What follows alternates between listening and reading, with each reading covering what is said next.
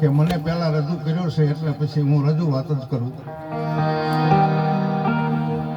સદગુરુ ગોરધનદાસજી મળ્યા મારે 42 વર્ષ થયા.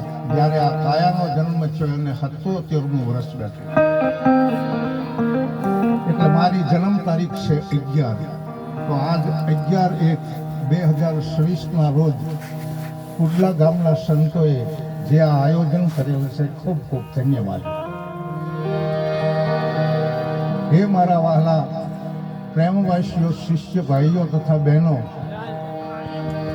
સદગુરુના વચનનું પાલન કરજો. સદગુરુની આજ્ઞા શિર ઉપર ધારણ કરી આપે આ જીવનને સાર્થક બનાવજો. 5 વર્ષે કદાચ આપણી આ કાયા ખલાસ થાય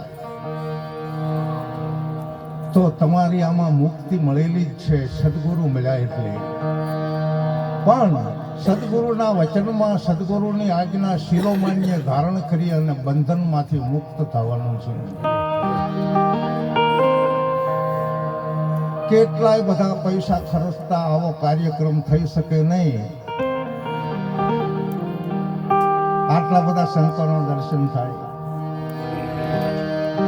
એ દર્શન કરી સાર્થક માની અને પ્રેમેથી પૂજા કરી આ ભવસાગર તરવા માટે કંઈક મહેનત કરજો મારા વાલા.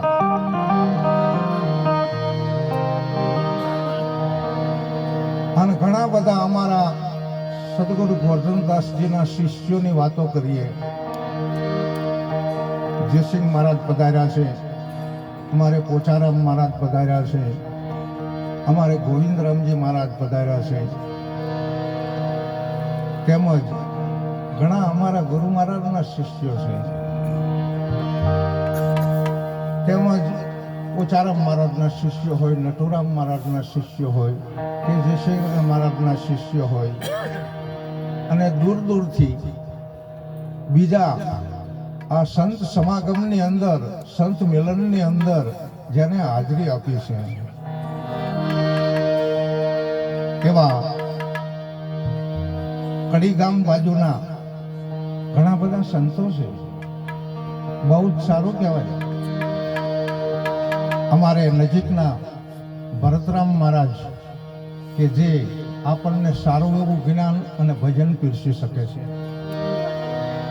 બીજું કે ગમે અહીંયા આવો સંત મેળાવડો, સંત મિલન હોય તો આ ડોળિયા ગામના જુઓ ફરે ને જસમતભાઈ, જેમની એટલી બધી સેવા છે મારા વાલા. કંઈક બહેનોને સેવા કરવાની છે, કંઈક ભાઈઓને સેવા કરવાની છે. શું કામ કે આજે કુડલા ગામના સંતોએ ત્રિવેણી ગંગાનો સમાગમ કર્યો છે, એમાં નાવાનું છે. કારણ કે એક જ છટના વેલે તમે જુઓ કેટલા બધા તુંબડા છે, અને આ તુંબડા કાચા છે પાકા છે પોતાને સમજવાનું. પકવી નાખજો, તુંબડા વચ્ચે કાચા નો રહી જાય હો. અને જ્યારે આ ફળ પાકશે ને, એક જ વેલા એ બધા ફળ છે, આ ગતના બધા ભાઈઓ બહેનો છે, અને જ્યારે ફળ પાકશે ને એટલે હું આરાધ કરું છું કે હે મારા 1000 હાથ વાળા સદગુરુ મારા, તમે આ સતની વેલડી અમારી ખબર લેવા આવજો. અને આમ તો જેને જેને સદગુરુ મળ્યા છે ને એ તો મારી નજર સમક્ષ બધાને અભિરત બનાવવાનો છે. કોઈને તૂટો નથી રહેવા દીધો મારા વાલા. અને તૂટો ન રહેવા દે. આ સમયની અંદર, માનવ અવતારની અંદર, એને હિમાય આપણે આ કળદુક ભલે હોય, આપણા માટે ક્યાં કળદુક છે?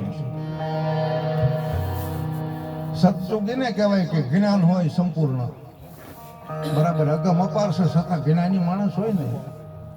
હમણાં અમારે સત્સંગ ચાલતો તો ઓલી બાજુ આશ્રીમાં જયસિંહ મહારાજ કહે છે આ રીતે આપણે બની જવી ને એટલે હાથમાં જ છો. અને ગીતાજીમાં કીધું છે હે અર્જુન, જ્ઞાની મારો હાથમાં છે. આપણે ક્યાં અજ્ઞાની બનવું છે? પછી આત્મા વિશે શું વાદ વિવાદ કરવાનો આવે? સ્થિતિમાં રહેવા માટે સ્થિત પગનો શબ્દ છે. આવા કોઈ સંત મિલનની અંદર આપણે જાવી ને તો એની અંદર આ હું દાખલા તરીકે અત્યારે ભજન સત્સંગ રજૂ કરું છું અને ઘણા બધા કરતા હોય, પરંતુ શ્રોતા તરીકે રહેવું વધારે સારું છે. એ મારો અનુભવ છે. બરાબર. બહુ વક્તા તરીકે રહેવા માટેની આપણને ભાવના હશે કે મારે કંઈક ગઈ બતાવવું છે, મારે કંઈક સત્સંગ કરવો છે, પણ આ હું બોલું છું એ બધા તમે જ બોલો છો. સદગુરુ મળ્યા ને આપણે અભ્યાગત બન્યા. અભ્યાગતની ખબર ન પડતી હોય તો કહું, આમ જુઓ તમે ભગવાનના દીકરા કહેવાય ને ભગવાન તમારે સેટા હોય, બાપને દીકરાનું ધ્યાન રાખવું પડે કે નહીં? અને આપણે દીકરાઓ છીએ. મારો 1000 હાથ વાળો સદગુરુ મહારાજ, જો આપણે સગુણ સ્વરૂપે ગુરુને રાજી કરીશું ને તો બોલો 1000 હાથ વાળો જરૂર આપણા માથે શું કામ નહીં કરી શકે. તમે જુઓ ને તો ગુરુ શેનાથી રાજી થાય? પૈસા આપી દઈશું, આપણે હોનું આપી દઈશું, ચાંદી આપી દઈશું, થાવર જંગમ મિલકત આપી દઈશું, શું આપશું? બહુ સારી વાત છે. એક સત્સંગના શબ્દના નામના નેઠે જે કોઈ સદગુરુ શબ્દના અધિકારી બની જશે ને એટલે ઓલાને આયા વિના છૂટકો નથી.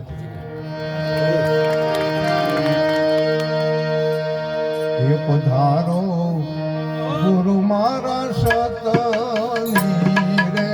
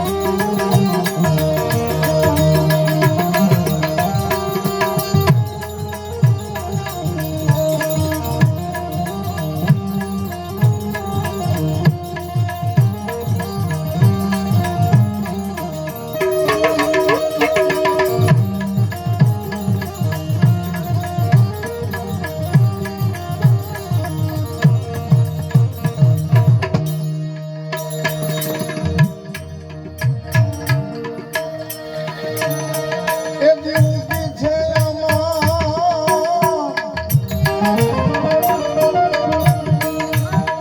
અમાર વેલી એના મૂળ તોરે પિયાવે વેલી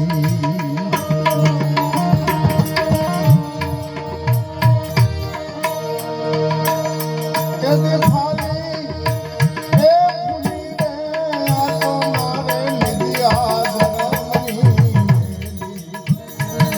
મારો ગુરુ મારા સતની